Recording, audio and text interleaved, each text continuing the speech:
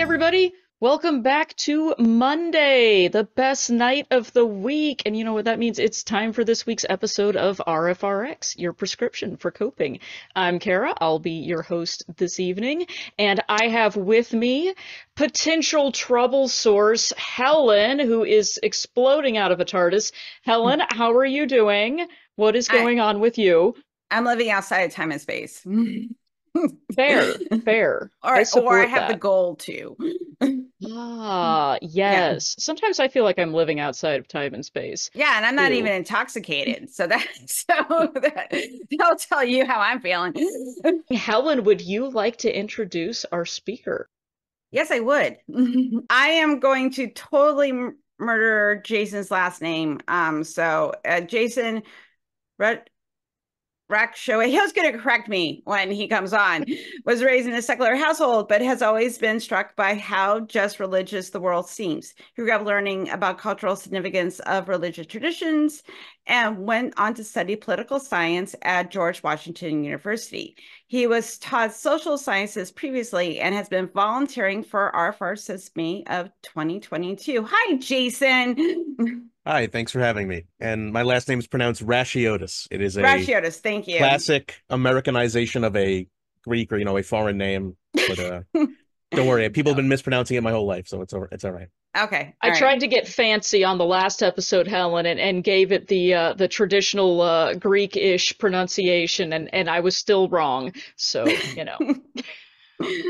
I just I've Anyway, learned my lesson. If I try to pronounce things, it's just going to sound like I have marbles in my mouth. So I decide not to do it.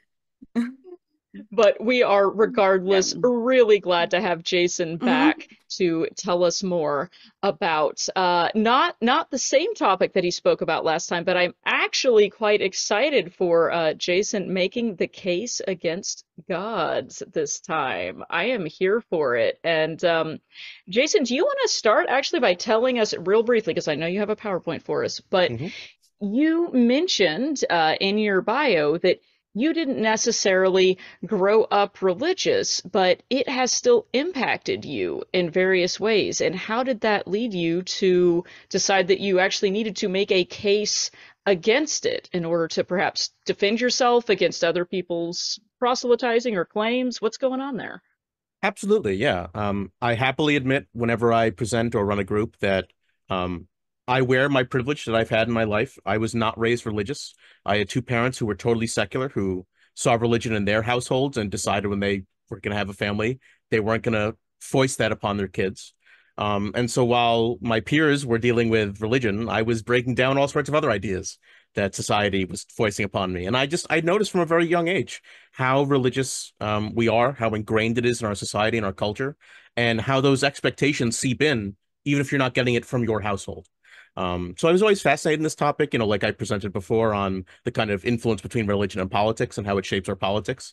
I just think it's essential to not merely retreat from the arguments and actually see what we can learn and see what we can disprove and engage in this battle of ideas. Not to say that, everyone needs to engage in this battle.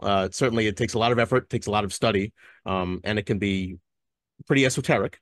So I'll try my best to make it not seem that way right now, tonight. But I just think it's important to understand these arguments, to understand what we know about reality, what we've learned, the kind of collective wisdom we've gathered over the last few hundred years of human progress, and really refute these ideas that are kind of torturing us still, that are holding us back still, and doing tons of harm in the modern day, despite being ancient ideas that we should have been able to move past. So that's my interest in this. That's why I volunteer, because I'm a humanist as well as, an atheist and an anti-theist. And then I want to use my abilities to teach and help those who I can. And that's why I like presenting things like this tonight. Well, excellent. We are so glad to have you, and I know you are going to have a lot to tell us. So please go ahead, lay it on us. And don't forget, everyone, questions, put them in the chat. We'll ask them at the end. Okay, so let me know if everyone can see this opening slide. I can Yep. see it. Okay, wonderful. So tonight I will try my best to make a positive case against gods, against their existence, even against their possibility. This is often called the strong atheist position, and I'll explain the differences there. I'll go over what anti-theism means. I'll go over this concept of igtheism that is really one of my kind of favorite little identifiers that I really enjoy. And we'll brush through a whole bunch of things. So let's talk about that. So before we begin, I just want to make some early observations for us. Humans, we're good at a lot of things, but two core behaviors stand out to me. We create, share, and tell ourselves stories to imbue lessons or better understand our human nature. And we also seek truth, often to discover how things work, solve problems that arise, and better understand reality outside of us. So keep these ideas in mind tonight during the presentation. Is the God that we're classically taught about, or all the gods that have been presented, simply useful stories that we tell ourselves? Or is it an attempt to discover truth and find out how reality actually works? And just one other note I want to mention that, tonight I'll be saying some pretty critical things. I'm taking a very strong position here, a position that has a burden of proof, a position that might seem pretty offensive at first glance. But I want you to remember that while I'm going to viciously attack what I feel are bad beliefs, I will not attack people. I will not judge people as individuals. I will not blame people for the beliefs that were foisted upon them. And that compassion is my guiding star, no matter what I'm trying to criticize or break down or tear down. And so I'm not doing this because I hate religion, because I hate God, because I was offended, because it spurned me. I'm doing this because I believe in helping people. And I believe that breaking down bad ideas is a surefire way to improve our beliefs, improve our quality of life, and make sure there are fewer walls dividing us and more that we have in common. So that is my guiding star when I do any of this, is I want to help people. This is not to, punish people or shun people or shame people for their beliefs that they've held previously or hold now. One of my favorite quotes here is, be ruthless to systems, but be kind to people. And that comes from an excellent political commentator who has since passed named Michael Brooks, who I really enjoyed because he spoke truth to power. And I hope I can do some of that tonight for everyone here. I love that phrase, Jason. Do you want to say a little bit more about this idea of speaking truth to power? What does that mean for you? I will try. I think it ties in here with religion, in that religion is this kind of parroted meme. It's this idea that keeps arising. It's passed through generations. It is passed through uncritical thought. It is passed through when our lives are difficult and we don't have the time to question these things. So speaking truth to power for me is being able to collect the wisdom that we've made, that we've figured out as a species, gather the evidence, the disparate ideas from disparate places, and help people going forward. This came up actually in a talk I hope to reference later tonight if we have time, about the difference between empathy and compassion. That empathy is about your ability to feel what someone else is feeling, but compassion is your desire to help them, to alleviate the problems they're going through. And so for me, speaking truth to power is building on the collective wisdom, the kind of standing on the heads of giants to help people going forward, so that we don't have to keep repeating the same mistakes. We don't have to go through the same suffering. We don't have to go through the same things that held former generations back, because we're aware of what they went through and we're aware of where we want to build. That's how I would answer. I like that. Yeah, absolutely. It makes it worth the effort if it's going to make things better for people down the road. Absolutely. Yeah. So Awesome. Okay, I'm going to quit interrupting you. Go ahead. Nope, no problem. I've learned a lesson from my former presentations that I would like to give people a warning about what's upcoming. So I'm going to give a table of contents for everyone. We're going to go through a loose definition of God, or maybe a more specific. We'll see what people think about it. And we'll do a very quick overview on logic. What are the logical things I'm assuming or claiming? What does supernatural even mean as a concept? Who has a burden of proof? What is a burden of proof? What is the range of atheism? Is atheism one thing? Is it many things? What is this idea anti-theism? Is it really that complicated? Is it that scary? I'll try to argue that anti-theism is actually quite easy, and it's much easier than it sounds. Then we'll go over igtheism, this idea I introduced before. The hell is that? Then we'll get to the kind of meat of what I feel will be valuable here, which is the actual arguments against the existence of gods. There have been many arguments throughout the years, throughout the millennia. I rely on 3 core ones and then one relatively new one that I'd like to test and see what people think, see if people think it's convincing. And then if we have time permitting, we'll do some bonus things like, what about aliens? What about technology, sufficiently advanced technology? What about simulations? How do these factor into the question of God or the question of a creator? And then double bonus, which I somehow doubt we'll have time for. There's a thought experiment about what if I could tomorrow snap away religion, would I do it? I have some thoughts on that maybe we'll get to in the Q&A or the hangout after. And yeah, we'll go from there. Then just to wrap up, what have we learned tonight and what can we take away from this? What is the value of the arguments and lessons we've learned tonight? Here's how I define God, and I'll try my best to be specific. God is classically defined as a thinking being. It is an agent, it is an acting mind, it is a consciousness.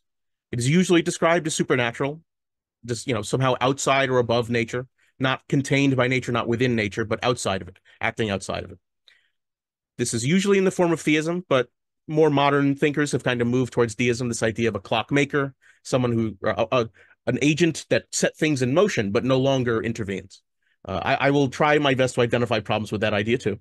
But classically, most people, the vast majority of the billions of believers in this world, are theists. They believe there's an active participant in our existence who cares about us, who knows everything we know, and has our future planned out or potentially planned out, and cares about our actions and knows where we're going when we die. Sometimes this is taken the form of a pantheon, where a series of gods. Often this takes the form of the omni-god that we're all, I'm sure, very familiar with. An omnipotent, all-powerful, omniscient, all-knowing, omnipresent God. And I will talk about the logical problems that arise immediately with that. And here's another question I want us to ask, because the God we're often talking about, it is said that we are designed in God's image. We are made in God's image. But I will postulate that it is the exact opposite, and it has always been the exact opposite. That any and every God ever conceived is made in our image, or made in an image of something we already see in the natural world. Whether it's a kind of animalistic God where we see a wolf, we imagine a wolf God. What would that look like? And so here is the limit of my definition. I don't think we can falsify the unfalsifiable. And a lot of God claims, while they start very strong and specific, end up retreating when there's any kind of questioning, and they retreat to the unfalsifiable. I think there's problems with that, but I know there are limits to positive arguments. And so I'm just going to be aware of that tonight, that if we get towards unfalsifiable zones, I'll try and make sure that's clear. So like I've said, we can logically disprove any and every attempt to argue about gods who do in fact interact with existence, or do in fact, say they're a part of nature. So as I wrote here, all proclaimed godly interactions are post hoc rationalizations by minds that do not fully understand what they are witnessing. That is what I will attempt to prove tonight, or at least define and explain. So in order to do any of this, we have to talk about logic. We have to talk about what does it even mean for an argument to follow. And so here I want to break this down into presuppositions, axioms, and logic. We all hold basic presuppositions about reality. There is no way to not have a bias here and some presuppositions to make things make sense. These are often called axioms. They help shape our worldview. These are things that we assume and believe prior to making an argument. They're very difficult to contend with or dispute. If someone else has different axioms than you kind of can't argue about it because you presume them before making arguments. All we really need to converse at all is the basic function of logic. Logical contradiction, excluded middle. These are presuppositions. If you've ever heard someone like Matt Dillahunty talk about this, or any other atheists focused on logic, these ideas come up over and over again. That something cannot not be that thing, and whatever that thing is can't be another thing. A, not A, B. These are the basics of logic. And without these being true, arguments don't have to follow. Causality doesn't have to make sense. So we need these for logic to function at all. These are the minimum presuppositions that often religious people make when they say God is the root to logic. I feel that's a step too far. We could just extract the God and just have logic in and of itself. So as I said, these must be true in order for rationality to function. Without them, arguments don't have to logically follow. Causality breaks without making these assumptions. Like I said, most religious presuppositions add at least one extra step, although often many more, in order to justify their own perception of existence and logic, and usually that's God. As I'm saying, this is redundant, unnecessary, and usually fallacious. So let's talk about the different ways that we reason. Reason is usually broke down into two different categories, although there's more. There's always more depth and complexity if you'd like to discover it. And that's between a priori and a posteriori reasoning, basically beforehand and after the fact. A priori reasoning is called inductive reasoning. It's usually self-evident propositions. It's definitional. So here's an example. Every apple is a fruit. We've decided about a category and we are fitting things into that category, all kind of before any experience. Then a posteriori reasoning is deductive. We're deducing, we're figuring out, we're using our own subjective senses what something is. We're using our experiences. You know, if we have an apple, the reasoning here is apples taste sweet to me. That's the core difference. And so I want us to notice how commonly religion or religious people or religious dogma or doctrine or preachers lean upon these experiential claims. Well, I felt the spirit in me. It rose up in me. I looked at the trees and my experiences that they were made by God. You know, things like personal testimony, misattribution for events and outcomes. And then notice how difficult it is for those same apologists to make very clear definitions that inductively make sense to us. So here's an example. Here is our physical observation of God and its properties on display for all to see and agree on. We don't get that from religion, do we? And so almost all the reasoning we're going to see from religion is after the fact rationalizations about some experience, not making clear, concise definitions that we can all agree on and see.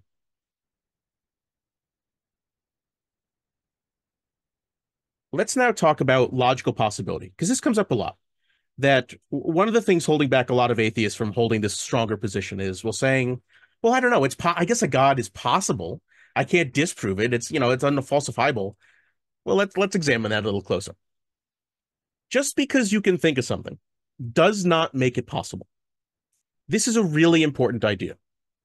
And that just because our conception of nature or space is that it's infinite, it doesn't give us carte blanche to violate whatever the rules we figured out were. And I want to give an example from when I was in high school. This was one time around the end of senior year where, all the seniors are kind of lounging around. There's nothing much to do. And I was in one of my classes and we were talking about the nature of the universe. How can things be infinite? And one of my friends said, well, infinity means anything and everything is possible. And I bristled at this idea. I came up with this idea that, well, if anything I can think of is possible and fits in this infinity, let's tease that out.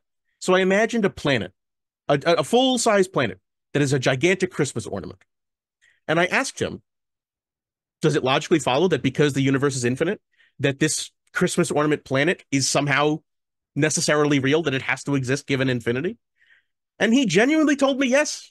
He believed this. He thought that this is what this is how he deduced what infinity means. And I just want to make it clear, that is not true. Just because you can imagine something doesn't make it real, doesn't make it possible, doesn't make it coherent at all. And that it is trivially easy for humans to generate impossible things. Let's give some more examples. Binary code is defined as a series of zeros and ones. I can imagine a binary code with 2. Does that make it real? No. Binary is definitionally either 0 or 1. It can't be 2 or whatever other number I want to inject. Let's talk about the chimps and typewriter example that people like to use. The idea there, the thought experiment, is that given an infinite number of chimps typing on an infinite number of typewriters and an infinite amount of time, they will produce every work of Shakespeare, they'll produce every book ever written, and they'll produce ideas we've never even thought of. Sure, maybe. Will they ever produce a car that functions? No. No, I can imagine it. I said those words with my mouth. It doesn't make it possible. It doesn't make it part of the set of ideas we were discussing. And so what I will try and do here is show that when we talk about God as this logically possible thing, are we really making a gigantic misattribution that it is even possible at all? Is it one of the trivial ideas that we can verbalize that has no grounding or bearing on how reality actually works, the set of things that make up reality? So like I said, we can all trivially and easily imagine things that we know are in fact impossible and cannot exist or coexist. And despite humanity not fully understanding the rules of nature, the laws, the constants that make the universe operate, it doesn't mean those rules can be violated willy-nilly by our imaginations and especially our superstitions. So just to reiterate the point, imagining a thing does not make it physically real. It also does not make it logically possible.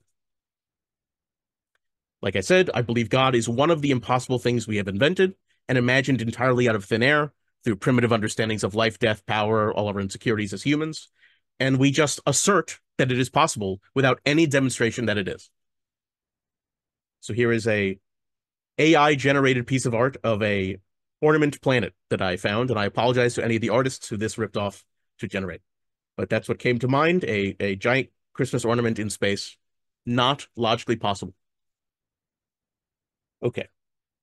let's move now to what we mean by supernatural, because almost every God claim has included in it something about being outside of nature. Here is the classical definition. I pulled this straight from Merriam-Webster. 1, of or relating to an order of existence beyond the visible, observable universe, especially of or relating to God or a god, demigod, spirit, or devil. And the second definition, departing from what is usual or normal, especially so as to appear to transcend the laws of nature. And the other version, attributed to an invisible agent, such as a ghost or a spirit. Anyone else seeing the problems here? Anyone else seeing how many caveats are in this definition of supernatural? Built-in appearance of transcending nature, not in fact transcending nature. Possible false attribution. Merely unusual or explained things that we're counting as supernatural. That even the definition of supernatural that any theist or apologist worth their salt would say have to appeal to, it's caveated to hell already. So I did a little experiment. I wanted to look up usage of the term supernatural over time.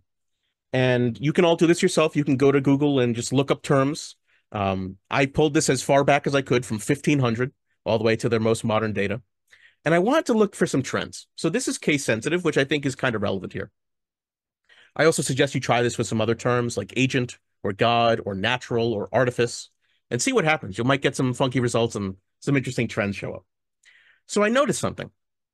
Supernatural with a capital S, usually invoking something like God, dramatically drops off after the 1700s. Anyone have a thought as to why that might be? Things like, the Enlightenment and scientific revolution are happening here. And yet supernatural with a lowercase s keeps ebbing and flowing. Although even then, there's a big precipitous drop off after the 1860s, 70s. Anyone else have thoughts around what's going on then in the world? We've got the Industrial Revolution. We've got the Civil War. We've got a gigantic school of thought around critical theory in all of Europe and Germany. And then we've, of course, got the internet age, where search terms go way back up and lots more books are being published. So just I would also like to point out there was a TV show called Supernatural in the early 2000s that may have accounted for some of that. That is possibly true. I'm not sure this is doing overall trends, or this is just focused on books. But you can also look at Google Trends too, and I'm sure you'll see some interesting correlate data. But it's a great point. There's also, depending on like the New Age communities, how that term is used. It's used a little bit differently than it's used by like traditional religious groups. Sure. I'm just going to say. Yeah, so I suggest people go do this themselves, look up some other terms, see what trends you can identify. And I just found that the case sensitivity was pretty interesting, especially around God, who is often given a capital G, and the kind of these almost proper noun attributions to the kind of characteristics of God. Okay. So now that we've broken down this definition of supernatural, is it useful? Does it mean anything? And so I subscribe to this idea called metaphysical naturalism, which is really that supernatural has always been a placeholder term. It doesn't actually mean anything. It's always a floating, moving definition based on whatever society has figured out at the time. So once again, any demonstration of the supernatural automatically becomes natural because we found a way to demonstrate it, repeat it, test it. So it's no longer supernatural. People used to think lightning was supernatural until we understood the natural causes for it. People used to think famine or, the cause of disease was supernatural until we figured out that it wasn't. And so supernatural is always a gap, the same way that the God of the gaps. So too, this is true of ghosts, ghouls, spirits, jinns, genies, demons, anything that we vampires, werewolves, anything that we think of as supernatural is definitionally going to stop being supernatural when we can study it. And this is a problem. Being above or outside the laws of nature merely kicks the can down the road, simply redefining what our current boundaries of what we consider natural. Therefore, supernatural doesn't mean anything relevant that we can interact with. It's a totally useless, redundant term. If there is in fact a God, which I doubt, it can't be supernatural. Because if we can prove it and demonstrate it to the point where we can believe it, then we will have natural terms to describe it. The only way we could prove or demonstrate its existence would be through natural means of observation. Transcend is fancy talk for really big and strong, more powerful, complex than us. I don't understand it. Please help me. Just because we cannot comprehend the current explanation of something does not mean the real explanation is outside of nature. It means we don't understand it well enough yet, and we need to study it more. Now that we've torn apart supernatural, let's talk about the burden of proof. What is the burden of proof? Where is it? Who has to prove their case? Does everyone have to prove their case? Does nobody have to? And the answer here is that whoever is making a positive claim about reality has to prove their case. Anyone who is negating that claim does not have to prove their case. They just have to be convinced or not by that other person. So let's disentangle what this idea of positive means.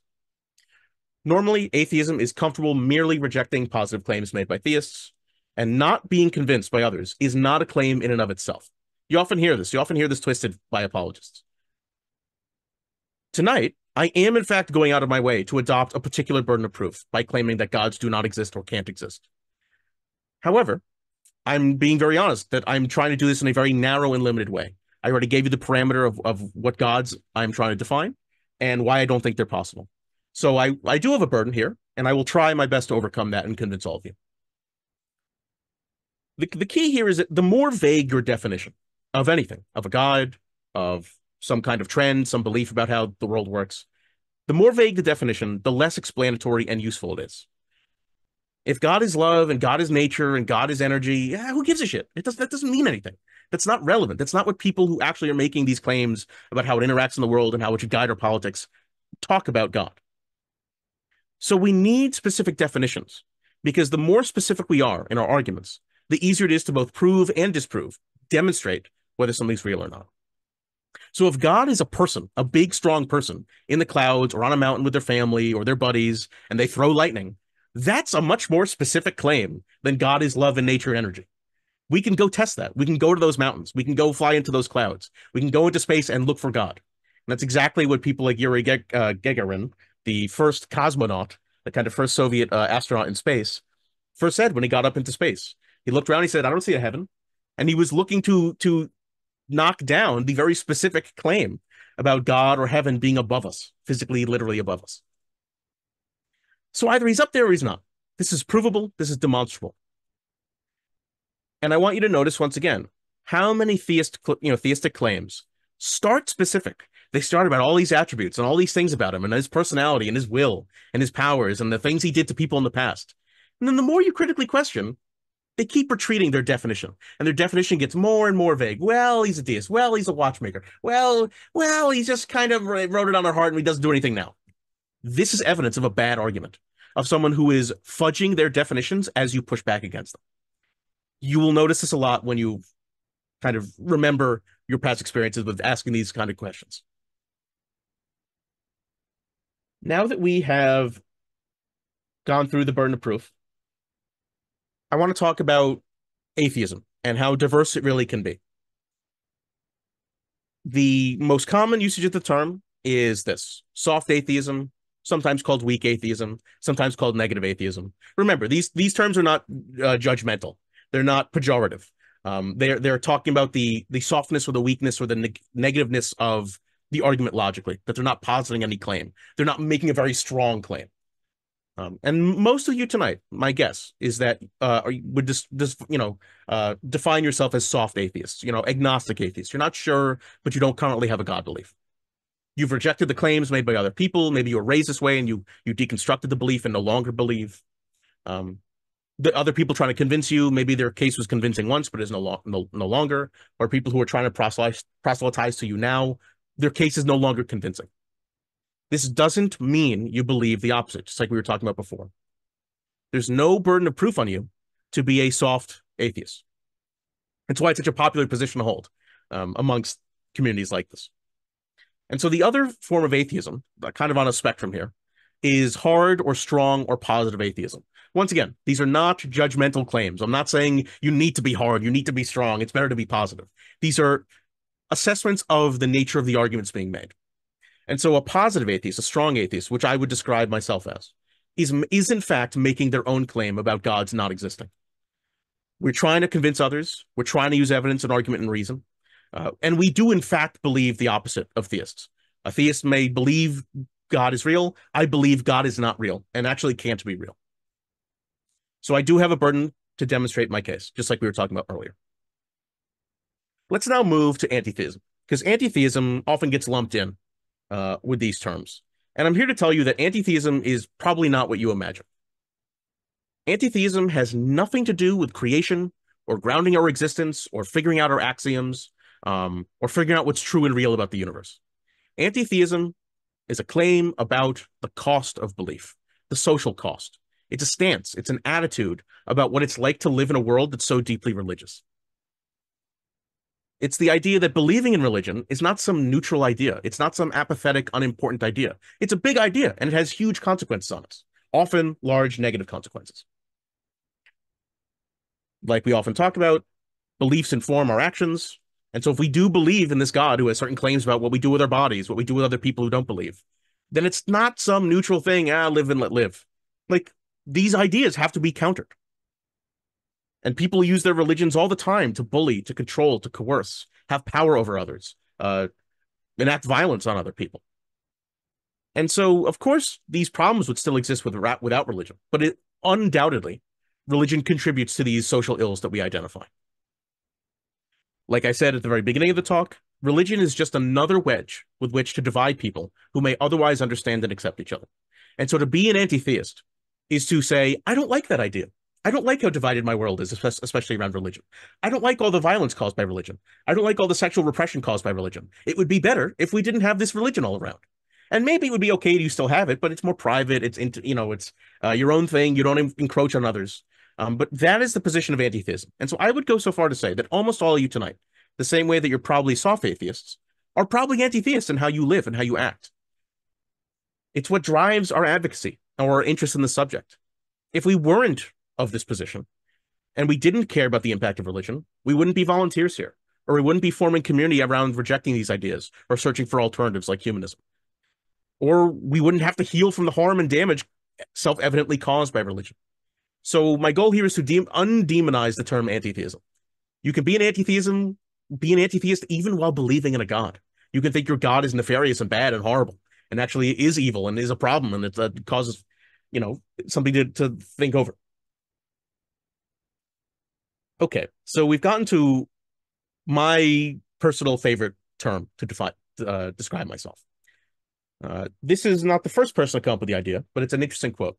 I know not what you mean by God. I am without the idea of God. The word God is to me a sound conveying no clear or distinct affirmation. This is a quote from Charles Bradlaugh, like I mentioned earlier, from the kind of mid-1850s on. He was a very early secular humanist. He was instrumental in growing atheist communities. And I think he was kind of right on the money from the outset, that this idea of God that we all toss around like we know what it means has never been adequately defined, is always a moving target, is way too flexible to be mapped onto something real.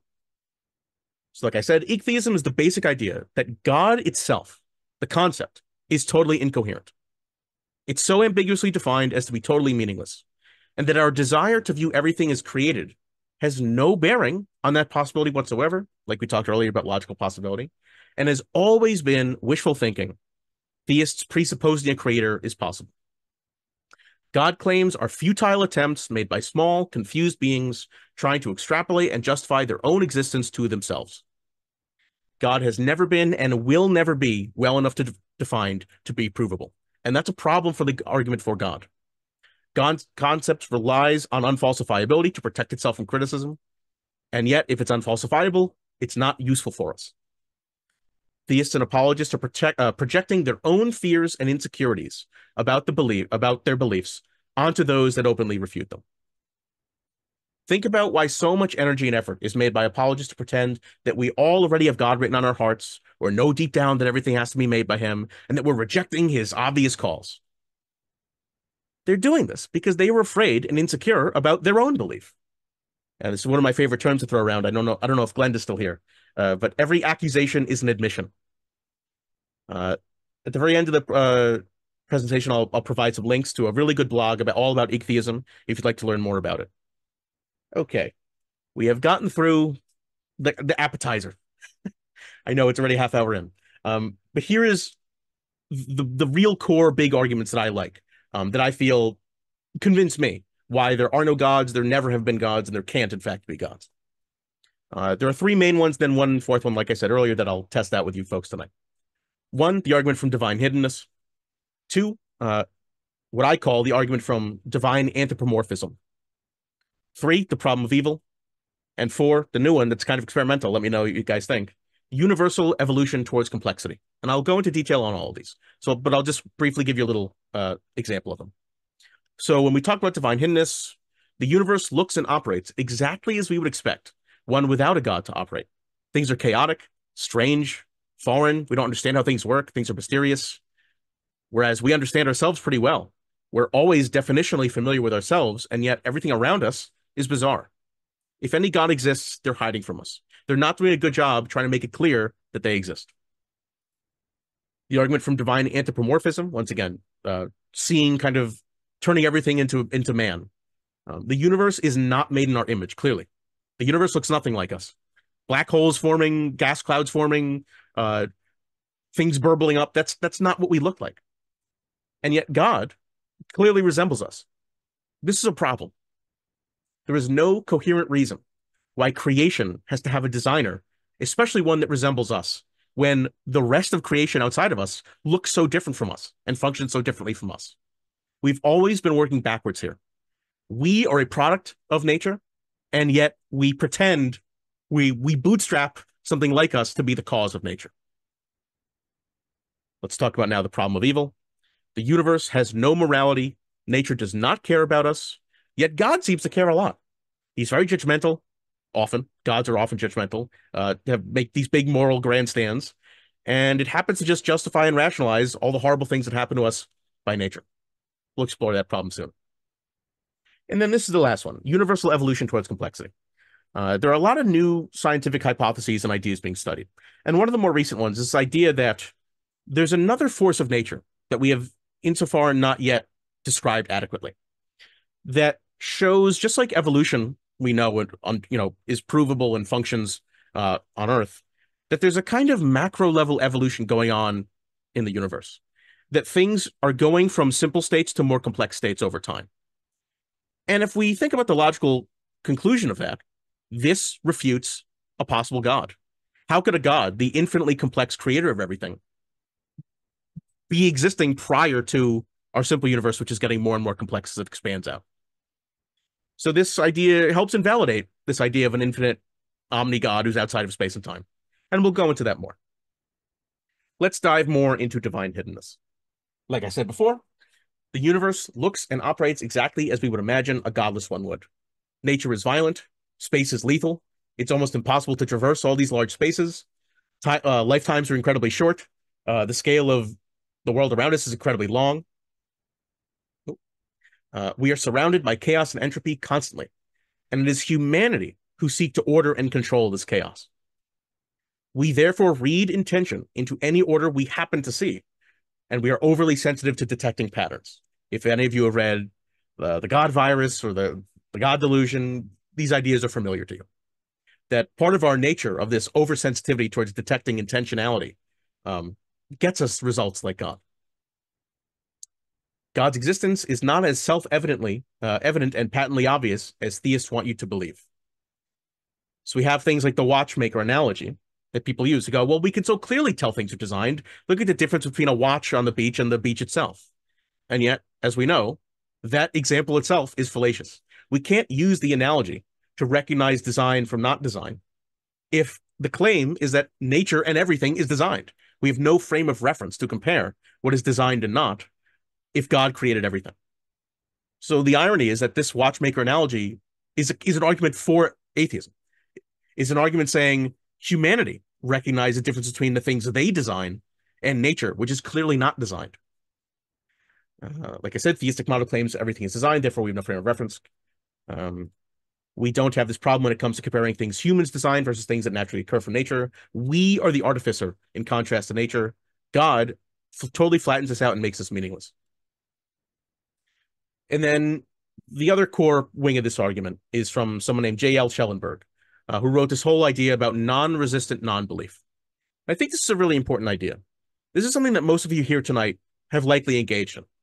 I'm sure many of you here tonight were once believers, were once devout, and you were not resisting, you were not fighting, you were not mad at God, and that's what led you to leave. You were genuinely searching for answers. You looked everywhere people sent you to, and you were not resisting. You were trying your best to believe, and yet you could not be convinced. There is no reason why a God who sees his followers trying desperately to reach out, wanting to believe, engaging in as much wishful thinking as possible, and yet falling short, wouldn't make themselves more visible and evident to those people. So once again, your attempts are evidence of either a God who doesn't want you to know him and watches idly by as you search and suffer, or they don't exist at all. Okay, let's move to divine anthropomorphism. I'd like to expand on this idea of why are we so obsessed with creating gods that resemble us? God is clearly made in our image, regardless of the religion. Pantheons of humanoid gods, ancestors, giants, titans, spirits, all of these are like us. They have our physical structure, they have our mental structure, they have our senses, they have our history and our memory. Even pagan religions that focus on animals. Even then, our frame of reference for these gods is aspects of nature. Pagan religions rely on conceiving gods as living beings and organisms that we already are familiar with. And yet, like I mentioned before, the universe and the earth itself in no way resembles our structure. Even if the world was flat, it wouldn't resemble our structure. Even if it was as we imagine it in Genesis, it wouldn't resemble our structure. The world doesn't look like us. Why would the thing that made the world, made existence, look like us? Our perceptions and observations don't cause reality. They generate a very limited version of reality in our mind. Projecting our will onto the universe doesn't make the God real. Just because you really like to imagine there's a big, strong version of an ideal person doesn't make it more likely to be true. Doesn't make it possible. I'd actually argue it makes us kind of look egocentric and silly. We force the cause of existence into a living/thinking being shape and call that God. That is my argument about basically every God ever conceived. We want to explain existence. We don't have good answers for it. So we pretend it looks like us or something like us, and we just give it the label God. Like I said before, there is no coherent reason why creation has to have a designer that resembles us at all, or really even a designer at all. Religion and spirituality all require conscious minds to conceptualize, imagine, and verbalize. Without us here, without people imagining religion, the idea wouldn't exist. And yet, there's all sorts of parts of nature that would exist with us or not. Math, physics, chemistry, even without us discovering them, even without a single living life form in the galaxy or the universe, those things would still function. All these characteristics would still function without there being a single thinking being in the universe. Think about the kind of tree falling in a forest. If there's no one here to hear it, does it happen? Yes, of course. Of course it happens. We just don't observe it. It doesn't change reality because we weren't there to see it. Okay, we are coasting along. Let's move to the problem of evil. This is usually a favorite. Like we talked about before, the omni-god. If there was a God who's all-knowing, all-powerful, omnipresent, always around, he's by definition the cause of all the evil we see in the world. And he's either endorsing it by letting these bad things happen, and he's evil because he's the cause, he likes it, or he's merely permitting it despite not wanting it. And then he's impotent. He's no longer omni. He's no longer all-powerful. And if he is all-powerful, he's not doing anything about it. He's not all good. As I said, if he permits it, he's not stopping it despite the ability to, and the will to. Same result, evil. So evil is a real problem for any of these omni-gods presented. The God always comes up on the losing end of that bargain. God's behavior is clearly modeled on flawed human behavior and our limited ability to help everyone. So it makes sense that early people who are seeing suffering, they're seeing their friends or family members die from who the hell knows what. Someone ate a berry and they dropped it, keeled over. Well, this is a person who is insecure about how fragile life is, and they're imagining, well, God can't help everyone. Well, why not? If you said he's all powerful, why the hell not? Only thinking beings generate morality that maps onto our own desires to survive and coexist. There is zero evidence that the universe, that nature, the earth itself is doing any thinking, any judging about anything at all. And the only real conclusions we can draw about nature, if we are forced to anthropomorphize it, is that occasionally life is produced, and then almost immediately after producing life, death immediately follows. If we look at the history of humanity and the history of the world, what do we see over and over again? Bursts of life, extinction events. Bursts of life, extinction events. That is the trend we see in nature. Not this, everyone's getting along, all the species are coming together, we're all trying to build and live in harmony and coexist. No, we see death over and over and over and over, and we can't escape it either. And so God is this outlet. It's this exhaust pipe for dealing with the existential crisis of being a living thing, especially a living thing that's thinking. Nature appears brutal to us, our own morality retroactively. And, as I'm sure you've all heard, if you've ever been to a presentation of mine or a hangout of mine or a group of mine, I will always be harping on heaven and hell being totally insufficient models. They're never logically strong, rational cases. They're always these emotional appeals that don't really make sense in the end, but you're told to not think about it too hard. Or if you are someone who thinks about it too hard, it might lead you to do some crazy things. So like I said, heaven and hell model stolen from other mythologies with morality poorly mapped onto it. Heaven can't possibly be how we would want it. Therefore, it violates what we think of as paradise. If you being happy requires your grandma being in heaven, and yet your grandma was, a philanderer, and you're told she's in hell, then how are you purely happy in heaven? And if you are somehow happy in heaven, that's not really you. And if it is you in heaven who's happy despite your grandma being in hell, then doesn't it seem like God interjected and changed your free will? And if he did it in heaven, why couldn't he do it in life? So the whole argument falls apart. The same is true with hell. Why would hell be this place that's eternal torture? What incentive would Satan, who's said to be in charge of it, have to follow God's will? Wouldn't he rationally make it a fun place? Wouldn't he reward sinners? Wouldn't he make it a party place to make God jealous, to upend the system? How was he both a dutiful follower of the rules and the ultimate antagonist? The ideas make no sense. They totally fall apart. And besides them not being physically possible, I think this demonstrates how they're logically not possible. And once again, the problem of infinite punishment for finite crimes or infinite reward for finite good deeds, these just by definition are not fair or proportional. They never have. They've never made sense. And you're just told anytime you ask questions about this, like, stop asking questions. It'll be solved later. It'll all be dealt with in the wash. Don't think about it. And if someone's telling you to not think about it more. Okay, my next little addendum to the problem of evil is one of my favorite dilemmas. I hope many of you have heard of it. It's the Euthyphro dilemma. Euthyphro was a contemporary of Socrates, and he comes up in a lot of the dialogues between different kind of contemporaries at the time. And the basics is this. Is something good because God commands it? Or does God command it because it is already good? Only one of those two can be true. And based on which one, there's going to be problems either way. So let's assume that something is good because God commands it. If so, then anything he says is good. This is called divine command theory. And if God commands something is good that we actually think is bad, we're kind of screwed. We're at an impasse. Because even though we disagree, he has more power over us. His might is right, and he's the mightiest.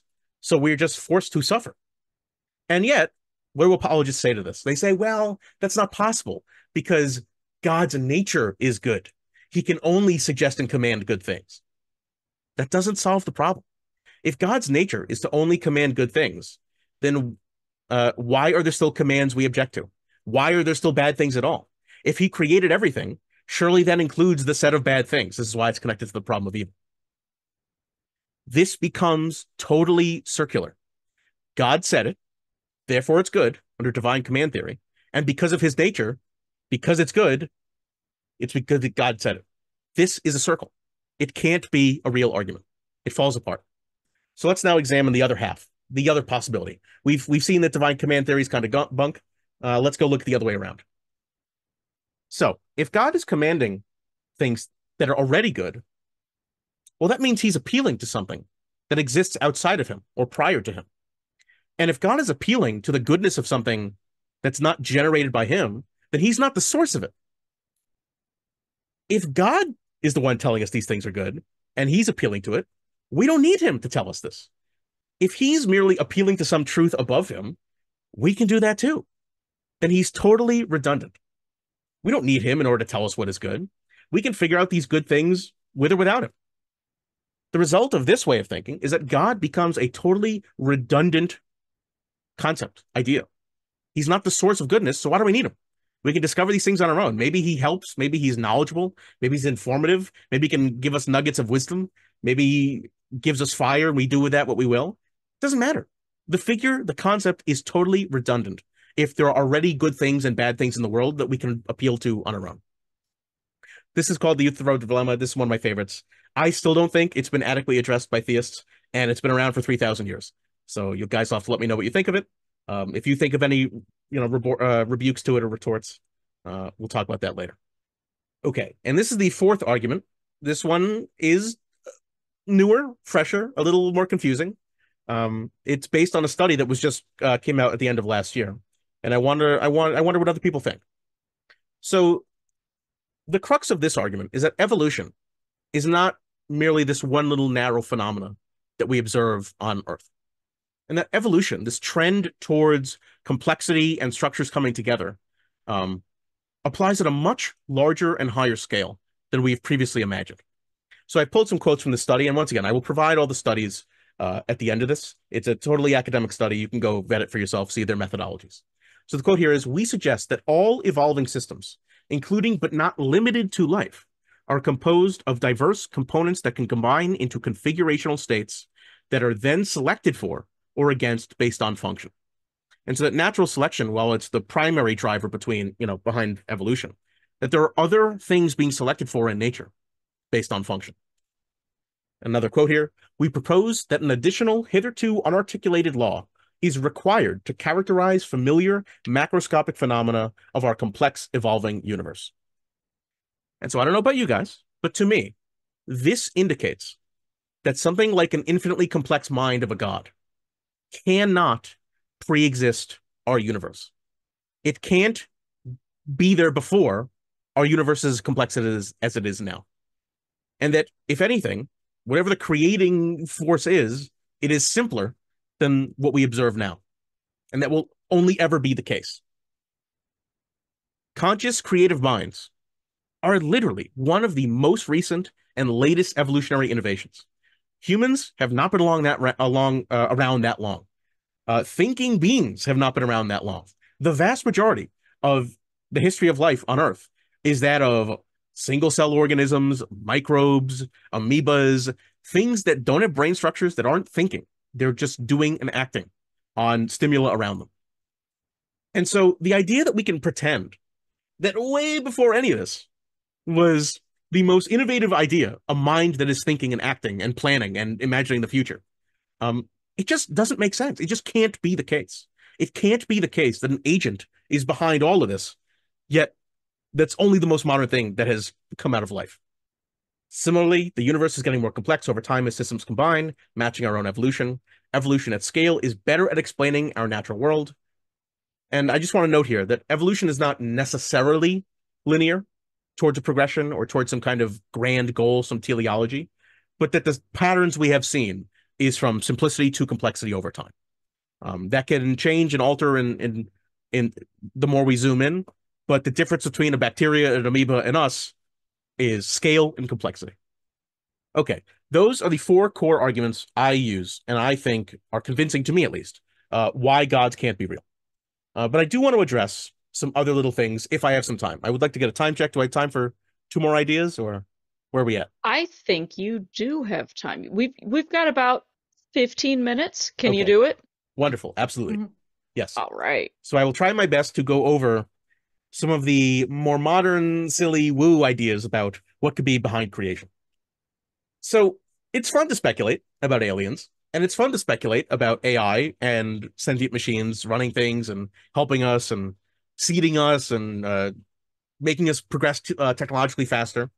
But the Venn diagram with that and government conspiracy theories is about 100%. And so, I joke here, but the idea that aliens, one, exist anywhere near us, and two, had a vested interest in helping us, is just as wild a claim as there being a god who's outside of time and space, who's doing all this because he cares about what we do with our junk. It's just not real. It just can't be the case. Whereas there are things like abiogenesis, the chance of material being seeded onto Earth, that given enough time start to grow. And we have hypotheses about abiogenesis being tested currently by cutting edge science. So aliens or thinking machines, one, they don't really fit my definition of a god either. But two, it just doesn't. We'd see evidence. There'd be observable things. It fails of a divine hiddenness test. It fails a divine anthropomorphism test. It doesn't account for the problem of evil. We could just say their nature is bad, but that doesn't solve any of the problems that these fundamental questions that we ask about existence are based on. Like I said, there would be natural explanations for the origins of those aliens or sentient machines, not supernatural. My definition is clear. The people who came up with God imagined him like a big, strong, idealized person. In fact, I personally believe it is extremely likely that life, I put a little asterisk there, has come and gone previously in the universe and will arise again in the future somewhere not around here. And when I say life, I can really detect people like Rob maybe getting ready to fight me. I don't mean complex life like us. I mean possible flora and fauna, possible bacteria, possible, amoebas. Maybe there have been advanced civilizations. I have no way to know. I don't really want to get into Fermi's paradox and all that kind of stuff today. But I don't think the idea of life is unique to us. Think about how diverse life has been on Earth. I can imagine it being elsewhere, maybe billions of years in the past, billions of years in the future, maybe convergent with us, just too far away to ever interact with us. But that's not what this idea of aliens that made us, ancient aliens, is about. And ancient aliens and ancient machines is just as egocentric about the importance of humanity in the kind of scale of the universe as any supernatural God claim is. So like I said, no proof beyond the law of large numbers and our own proclivity to destroy ourselves. The fact that we've come so close to ending our own existence through nuclear weapons is to me a good sign that if there are other intelligent species out there, they've gotten just as far along and apt at killing themselves as we have. And that might be one of the things that accounts for why we don't see any evidence. And once again, this is no bearing on the cosmic or supernatural claims about almost every god talked about by humans. Okay. So I didn't have room on the last slide, but I want to talk about simulation theory a little bit because it's gotten a lot of run recently in recent years. And I think it is just as silly and fallacious as any other God claim is. Like I talked about the previous two, simulation theory fails to overcome the hiddenness problem. We don't have evidence of this. We don't have any direct evidence that we live in a simulation. Doesn't account for the problem of evil. Doesn't explain how things are going from simpler to more complex over time. In fact, the simulation would have to be so complex. What are they saying? That our existence is actually dumbed down? It doesn't follow. I'd also argue that it's still a form of anthropomorphizing. We've just moved the degree over one. So a lot, this idea comes from this idea of like video games. We make video games, we make simulations, we build these digital worlds. Well, if we can build a digital world, why couldn't something have made us into a digital world? Because we're assuming a creator there. We're assuming a designer with, once again, no evidence to do so.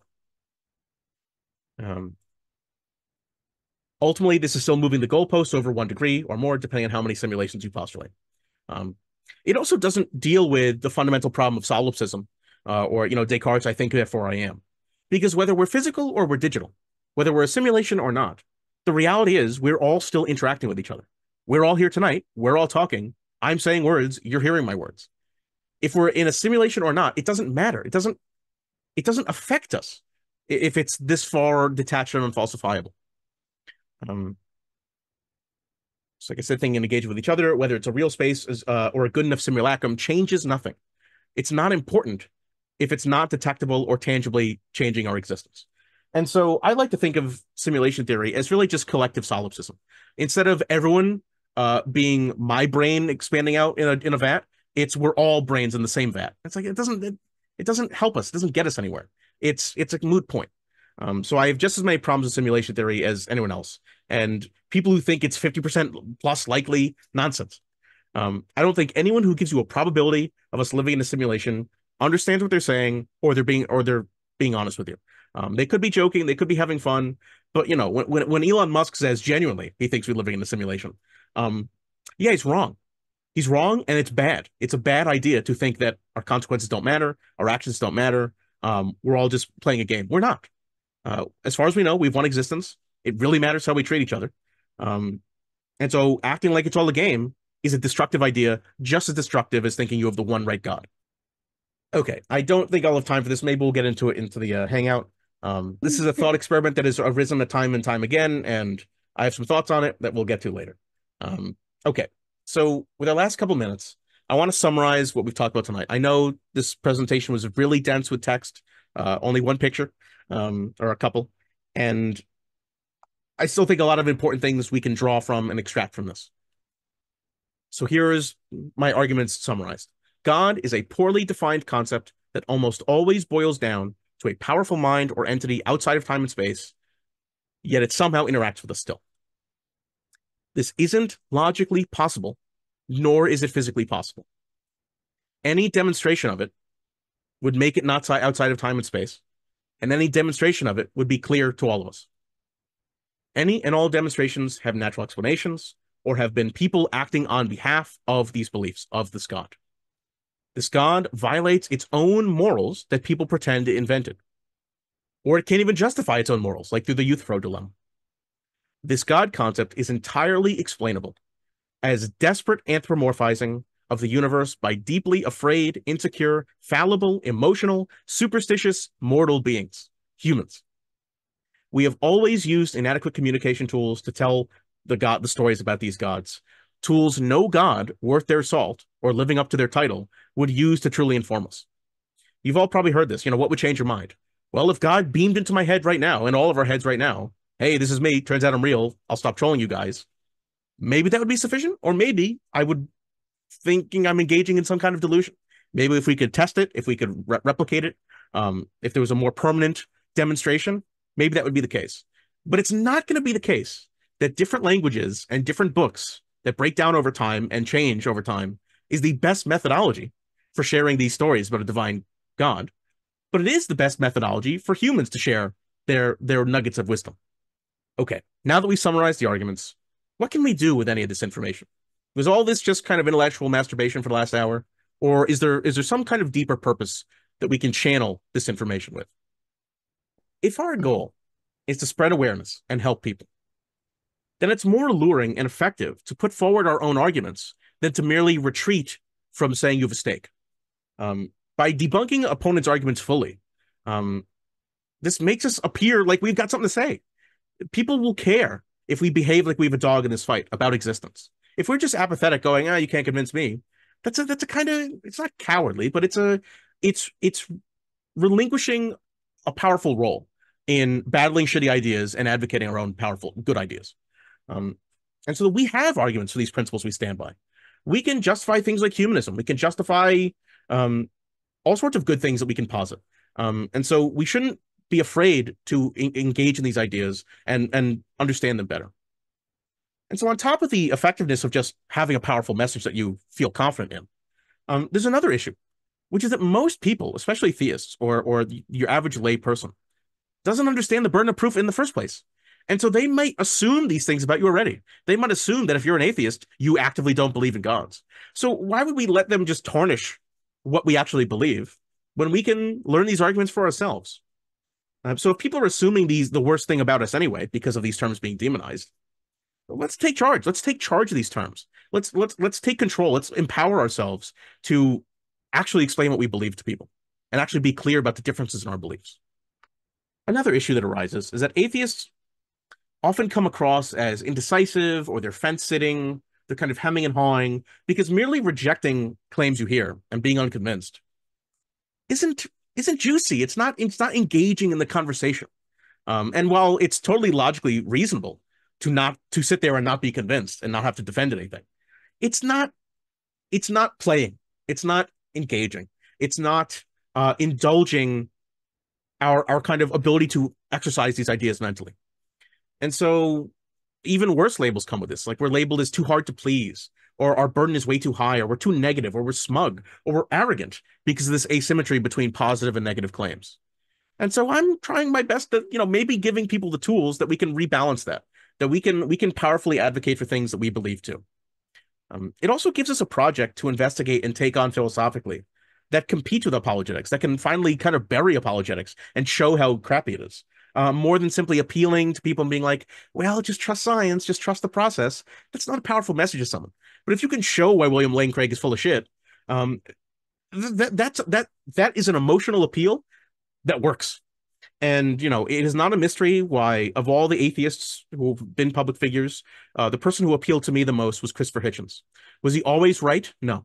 Was he always rational? Was he always logically consistent? No.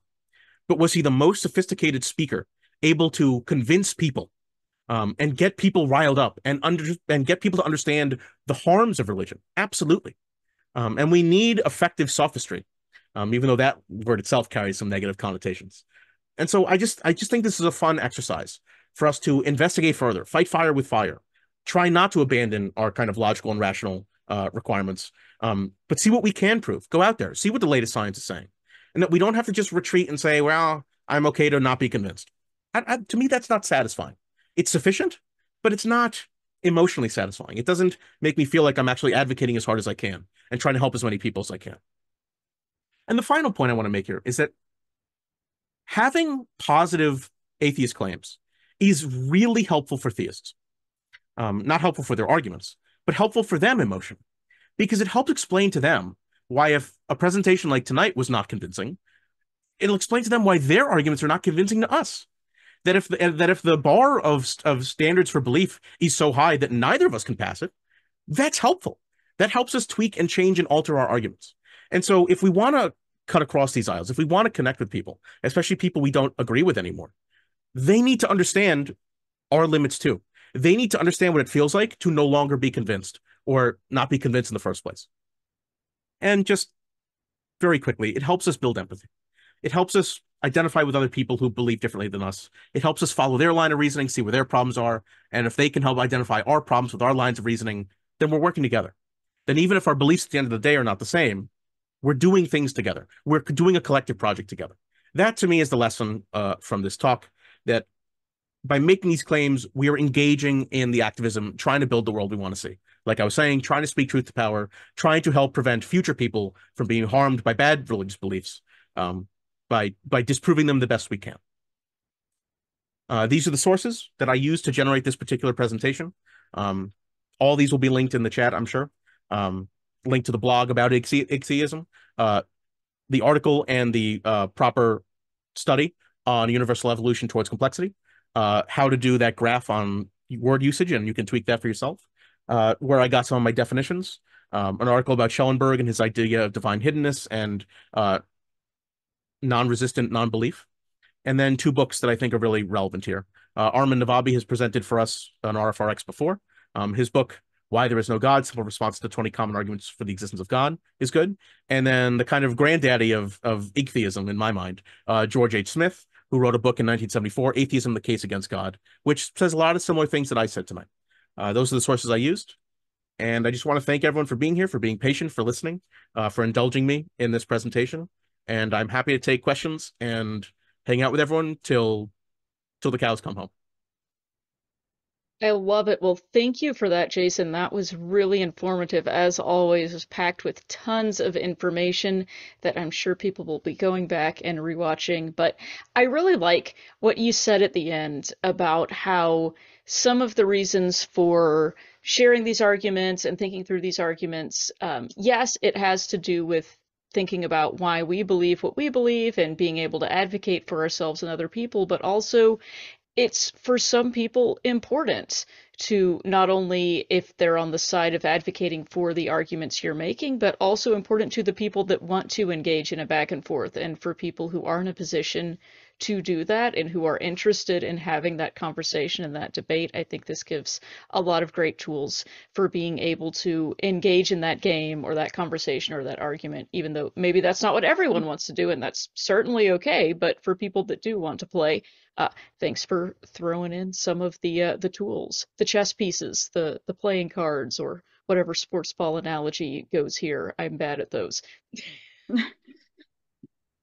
But yeah, I think that's really good. And we have a ton of questions. Now, I have put all of your links in the chat. Let me see here. We have a lot of questions. Helen, would you like to start us off with some questions? Sure. I'm gonna start off with a softball one. Make it easy on you. How would you define agnostic? Do you think agnosticism is an unneeded word? Yeah. So when I originally planned this presentation, I wanted to cover Gnosticism and agnosticism. It's not that they're redundant or that they're useless terms. To me, it just, the sandwich I just gave is so full that talking about sufficiently justified true belief and really, really, really believing something to call it knowledge just seemed to me not very useful. I do consider what I presented tonight as knowledge of mine, but I also know I could be totally wrong. So I think knowledge is a little more of a floating definition than we would all like. I talked about tonight, I harped on the need for specific definitions. And I just don't think we have a very clear difference between what we call belief and what we call knowledge. Usually what we think of as knowledge is like it would be world changing or worldview changing if you were to find out that something you knew was in fact wrong, whereas beliefs are kind of less mapped and tied to our identity. I think that's a totally legitimate way to view this. But yeah, I feel like agnostic atheist, Gnostic atheist, like these are, you throw in enough words, people get confused. And so to me, they're just not the most relevant, but I understand if people value them and like them and use them and it gives them a sense of not claiming more than they feel comfortable with. I tend to use, like for myself, when I'm talking to a theist, when I'm talking about Gnosticism, it's what I don't know. Whatever God you're talking about, I have no concept of this God. So that is an I don't know.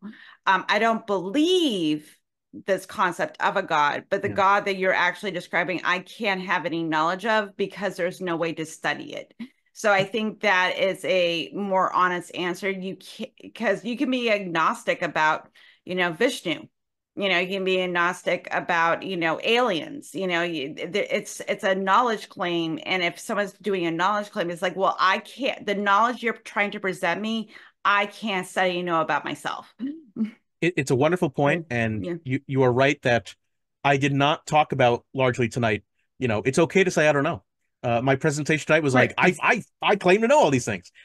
It's totally okay to say I don't know. It's totally okay to say I haven't studied this enough. I have no idea. I haven't studied this philosophy. I'm way too busy with other shit. It's totally okay to not know. Not everyone has to be obsessed with this stuff. Not everyone has to nerd out on this stuff or build it around their entire identity. I don't know is totally sufficient answer. It doesn't have to be the most important thing to you in your life. And so, yeah, I just want to totally affirm what you're saying there, that I don't know is totally legitimate. I like that too, and I am one of those people that likes to get hung up on words, and I will sit there and argue. You know how I am. You'll know how I am. And I have had lengthy arguments with people over this about why is it important that there's a difference between agnostic and atheist, and I am one of those unpopular people that leans towards saying I'm agnostic. I am an agnostic atheist, but I love being able to pull out two different terms if the occasion calls for it. I think sometimes we're talking about things about which we have knowledge, in which saying you're theist or atheist makes sense. And I think other times, belief. See, I just said it wrong. This is why we have words and dictionaries. Sometimes we're talking about beliefs. And it's important to say I'm speaking from a position of belief, or I have arrived at this belief for whatever reason. And then other times we're talking about knowledge. And in that case, we're talking about Gnosticism or agnosticism. And I think sometimes it's okay to recognize that the terms may be useful depending on the context. And also depending on the types of baggage that they carry. There are occasions where I'm going to tell somebody right out of the gate, yeah, I'm an atheist. There are other occasions where I'm going to say I'm agnostic because I think that's going to leave the door open for us to have a particular kind of conversation without triggering someone. You'll have to try calling yourself an atheist and just see them be confused. I am actually more of an apatheist, but we didn't even get into that this time. But yes, I love it. So yes, I appreciate, Jason, though, that you did kind of bring up some of the reasons that, hey, there may be times where I want to make a strong case, and that is not to be frowned upon or discouraged. If we're in a situation where we're having a debate, we're having a discussion, let's bring our full argument with us. And I think that's really good too. And just one little note, I think that those of us that have come from religious structures, there's a lot of definites in abstract concepts.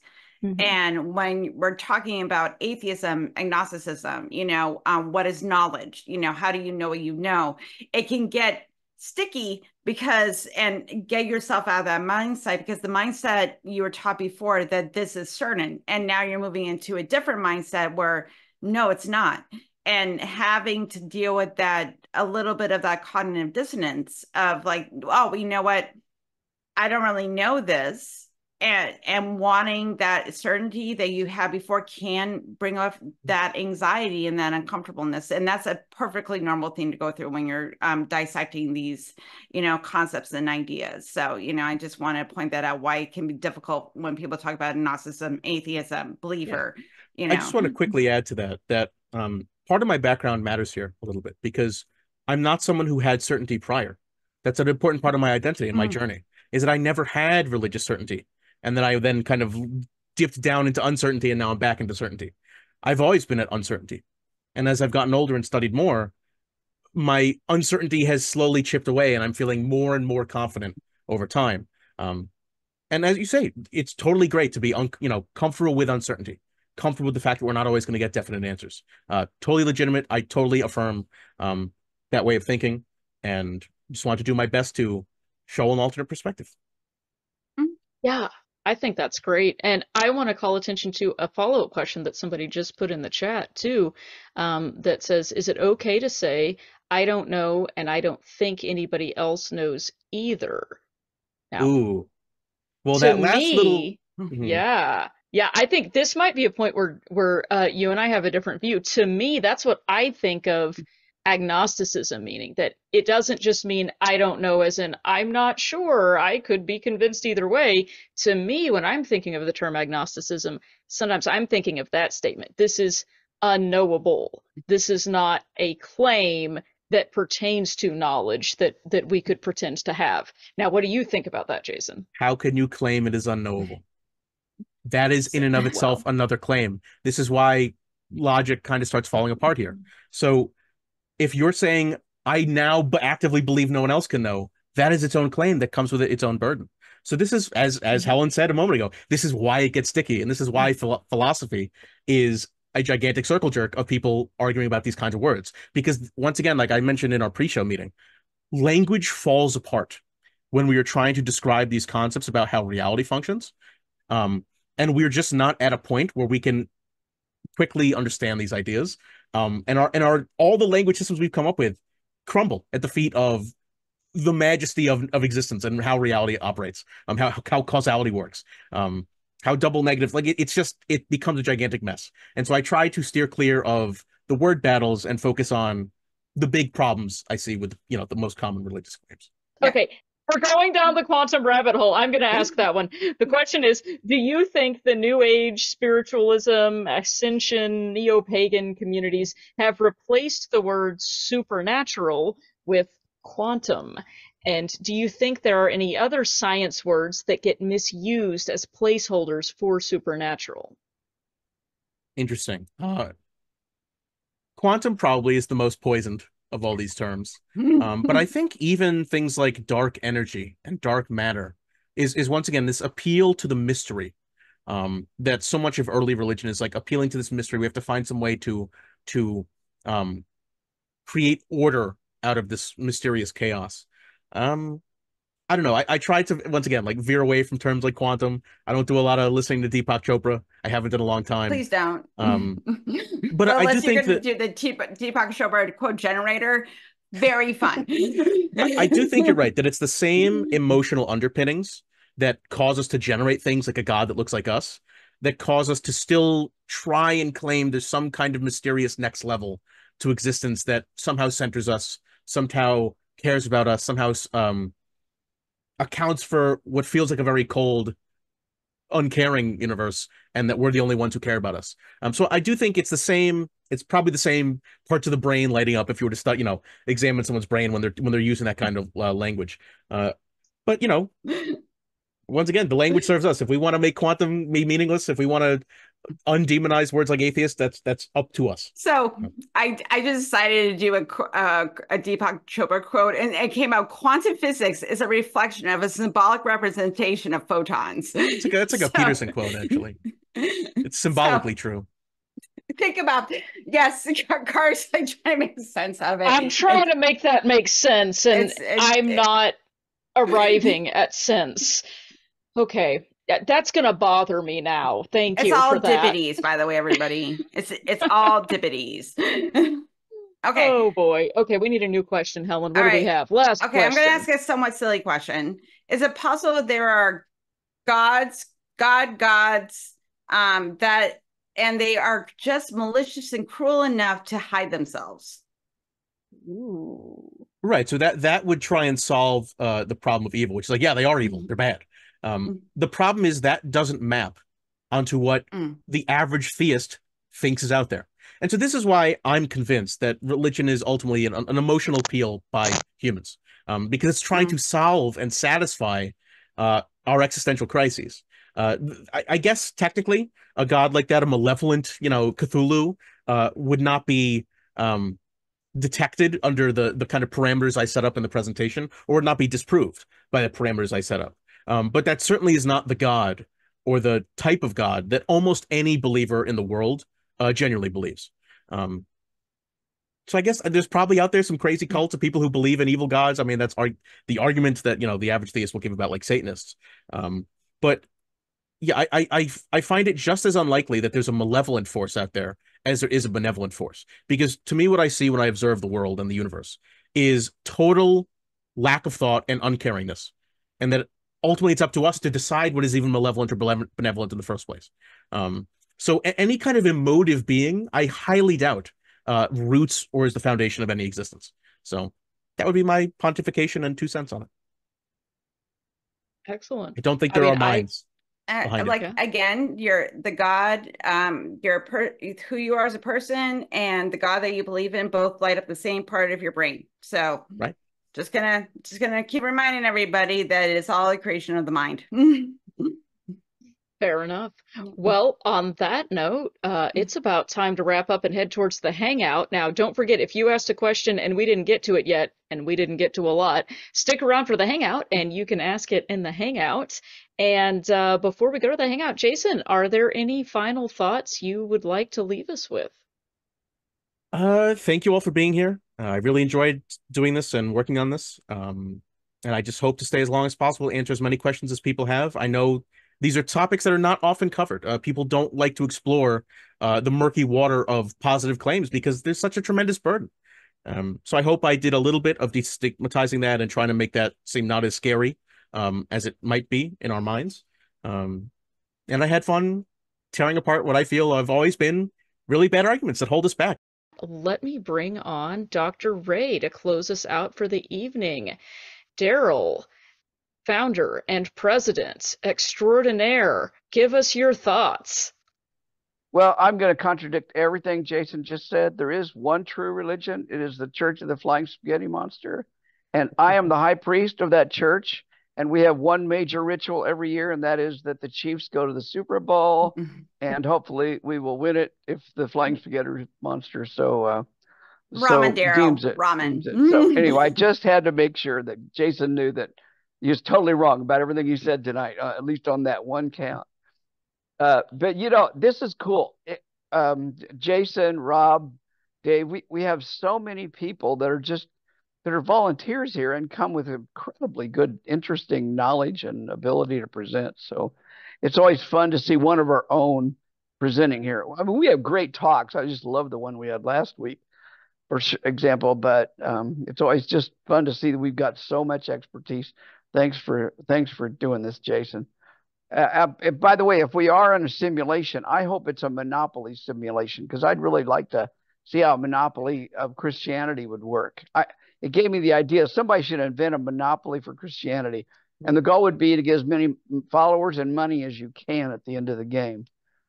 That's just my crazy brain working right now. I loved what you had to say about take charge. I think we create our identity. Christianity, religion in general, tries to create our identity for us and tell us who we should and shouldn't be. But leaving religion gives you the opportunity to create your own identity. And so what you said, to take charge, be proud of it. I mean, if you consider yourself an atheist, fine. fine. Don't be ashamed of it. I mean, you don't have to go out and advertise it. You don't have to put it in people's face. I don't. I mean, I don't think anybody has to do that to demonstrate that you're a good person, a humanist that also is an atheist.